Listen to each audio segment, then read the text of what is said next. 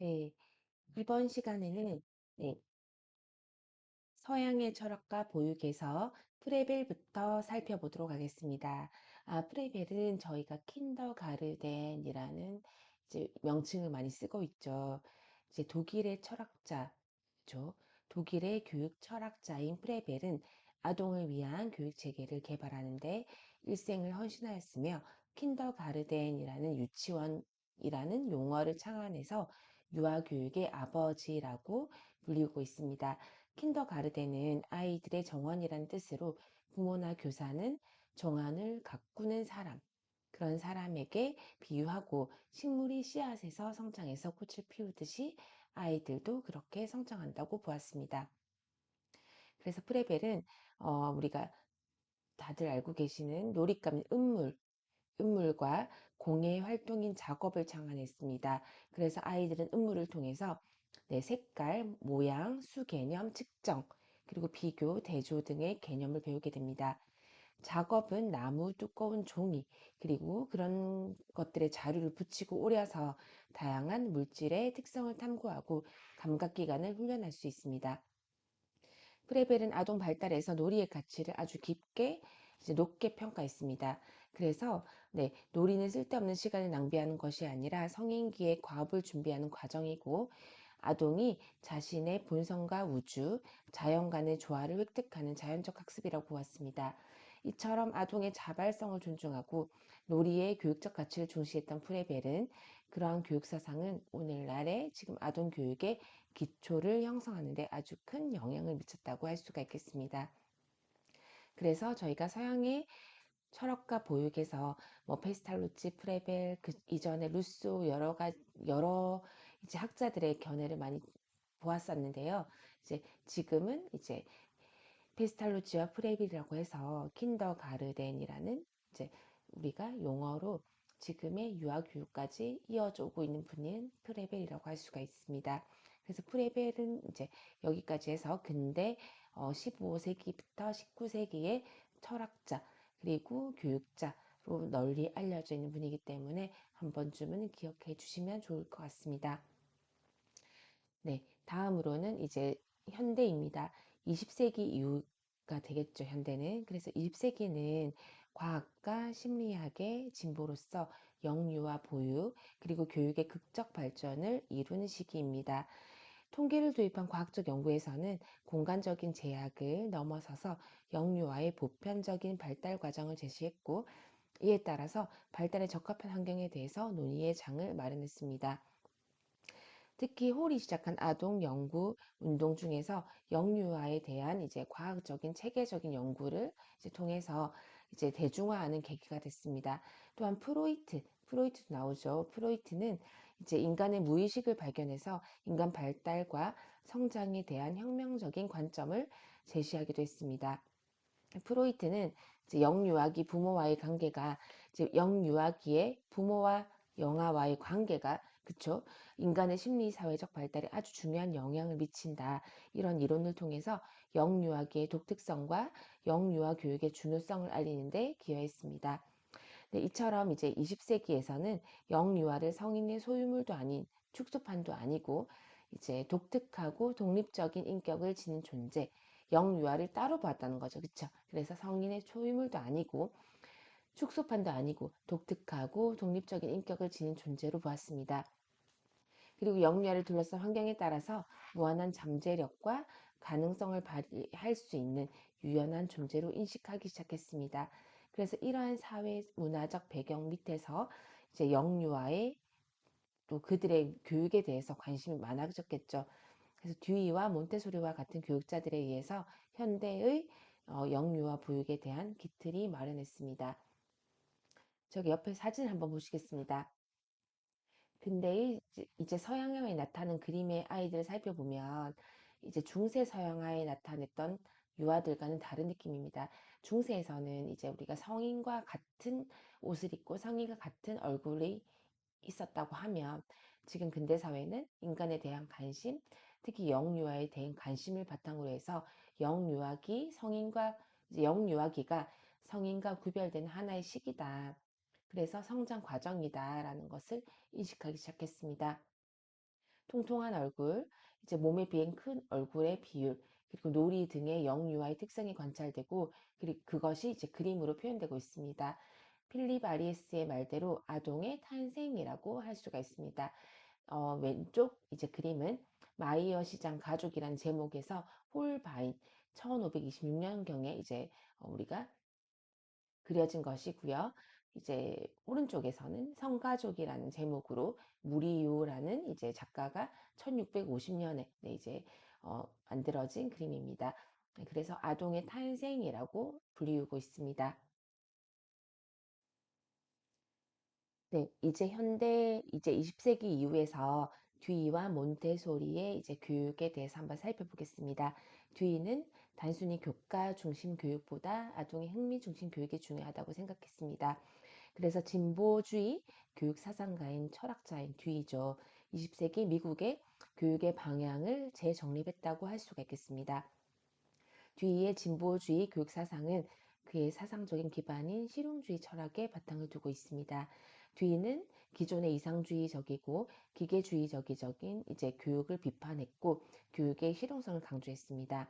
그래서 그는 시카고 대학에서 4세에서 16세 아동을 대상으로 하는 부속학교인 실험학교를 이제 자신의 교육 철학으로 이제 실천했습니다. 그래서 듀이는 단순히 교과 중심보다 아동이 흥미가 있는 곳에 이제 그런 곳에 교육을 해야 된다라고 이제 그 흥미 중심 교육 자체가 중요하다고 강조했습니다. 그래서 교육이란 네, 우리가 이상이나 관념의 추구가 아니라 실생활 그 자체라고 하는 것이죠. 교육이란 예측하기 어려운 미래를 준비하는 것이 아니라 현재 생활의 일부가 되어야 한다는 것입니다. 네, 그래서 듀이가 말하는 것에 이제 의하면 교육은 미래를 준비하는 것이 아니라 현재 삶의 과정이다. 이제 교과란 성인의 입장에서 아동의 미래 준비를 위해서 주로 이제 인류의 고전이나 인문적인 지식 중에서 이제 선정했다. 그래서 아동의 관심이나 흥미와는 무관한 거다. 이렇게 이야기를 하고 있죠. 그래서 이제 교과를 주입식으로 교육하고 암기하는 것은 이제 아동에게는 살아있는 지식이 될 수가 없다. 그래서 비판하면서 아동의 관심과 흥미 중심의 이제 생활 교육 경험을 아주 중요시 한 학자가 이제 듀이입니다. 그 듀이는 아동의 성장에 이제 합치하는 교육. 이제 저희도 지금 이제 주입식 교육을 많이 하고 있는데 이제 아동의 흥미 중심의 교육, 아동의 발달에 맞는 교육이 중요하다고 강조를 하고 있습니다.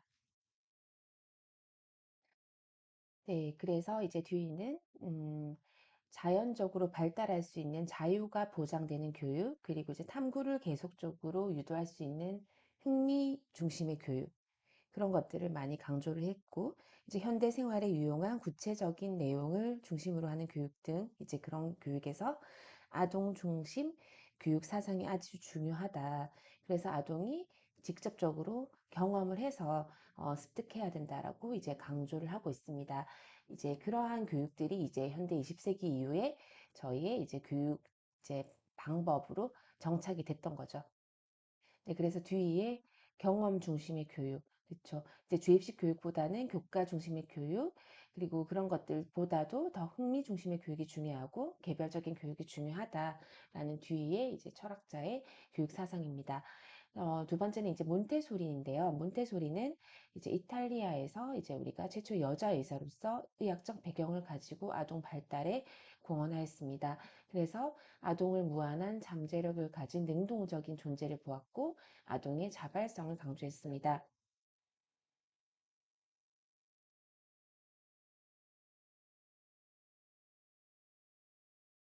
네, 그래서 이제 로마 대학의 정신과 의사로 근무하면서 네, 정신장애 아동을 관찰한 후 의학적 처치보다는 교육으로 나아질 수 있다고 확신해서 체계적인 교구와 교수 방법의 개발을 시도한 게 이제 몬테소리 교구가 되겠습니다. 이때 개발한 교육 방법으로 이제 정신지체 아동이 특수학교가 아닌 일반 학교의 입학 시험을 통과할 수 있다는 것을 이제 증명했죠. 이후 1907년에 로마시가 몬테소리에게 이제 가난한 지역의 유아원을 운영을 하면서 이제 그녀가 장애 아동이 아닌 비장의 아동에게도 자신이 개발한 교육 방법을 적용해서 큰 효과를 거둔 적이 있습니다. 그래서 그도 똑같이 이제 무한한 아동을 무한한 잠재력을 가진 능동적인 존재로 보았으며 아동의 자발성을 강조했습니다. 아동은 주변 환경으로부터 자극을 받고 정보를 얻으며 스스로 탐색하고 학습하는 존재이고 그 자신을 발달시킬 수 있는 능력과 스스로를 자유롭게 표현하려는 욕구가 있다고 보았습니다. 그래서 몬테소리는 이제 아동을 민감기와 흡수 정신에 의해서 이루어진다고 보았죠. 민감기는 0에서 6세 환경으로부터 이제 우리가 흡수해서 이제 자신의 것으로 만드는 능력이 뛰어난 시기다. 그래서 이제 흡수력이 뛰어난 시기다. 우리가 일명 스펀지라고 이야기를 하고 있습니다. 그래서 아동이 어떠한 행동에 민감해지고 구체적인 기능을 쉽게 학습하는 시기이다. 흡수하는 정신 능력은 아동의 내부에 존재하고 이를 통해서 아동은 환경을 받아들이고 지식을 구체한다. 그래서 이제 여기에서 똑같이 경험의 중요성을 이제 강조하고 있습니다. 이제 그래서 몬테소리 교육 뒤에 이제 경험적인 교육에 대해서 20세기 이후에서는 저희가 이제 현대에서 지금까지 이어져 오고 있는 교육적 철학의 이제 중심이 듀이와 몬테소리라고 이제 서양의 철학적 이제 교육에서 이제 강조하고 있는 부분이 되겠습니다. 네, 이제 다음으로는 동양의 철학과 보육에 대해서 한번 살펴보겠습니다. 동양의 사상과 이제 교육의 역사가 있음에도 이제 우리가 현대의 교육은 서양의 사상과 철학들을 이제 베이스로 하고 있죠. 하지만 세계대전 이후에는 이제 서구 사회가 이제 영향력을 발휘하면서 기본 사상과 문화, 교육 같은 것이 이제 서구 중심으로 변화했기 때문이죠.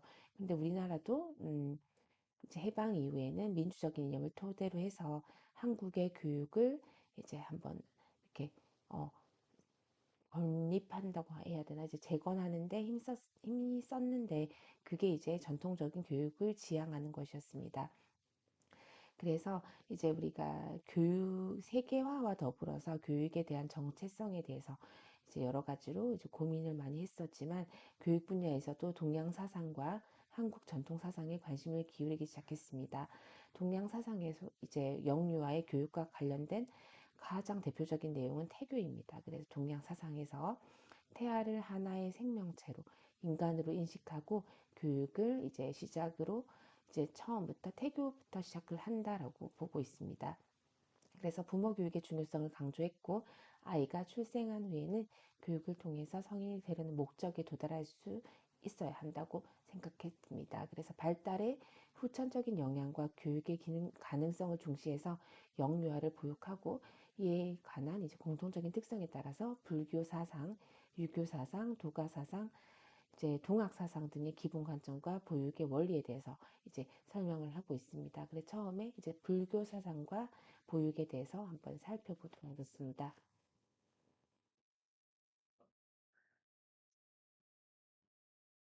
네, 불교는 이제 기원전 6세기경에서 인도에서 붓다가 네, 창시한 동양의 이제 여러 나라에 전파된 종교입니다. 불교는 고타마 붓다가 펼친 가르침이자 또는 진리를 깨달아서 부처가 될 것을 가르친 종교입니다. 그래서 불교는 중국을 거쳐서 이제 무구려 소수림왕 인연에 전래된 이래 지금까지 어, 그런 이제 이어서 오고 있습니다.